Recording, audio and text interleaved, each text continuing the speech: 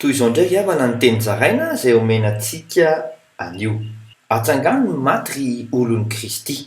Io tika dia zaza efa maty.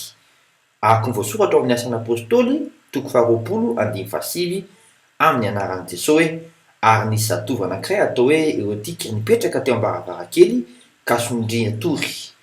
Ary raha naharitra ela ny torin-tenin'i Paoly dia niraikany ny torimaso ilay zatovo ka nianjera tamin'ny tany avy any amin'ny rihana intelo mifanongoa.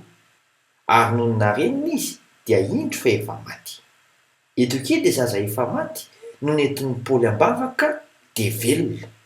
Araka ny Asan'ny Apôstôly toko faharoapolo andimy fahafolo amin'ny anaran'i Jesosy hoe ary Paoly nidina dia niakohaka taminy izy nanohaka azy ka nanao hoe aza miriorioka ianareo fa mbola misy aina ihany izy.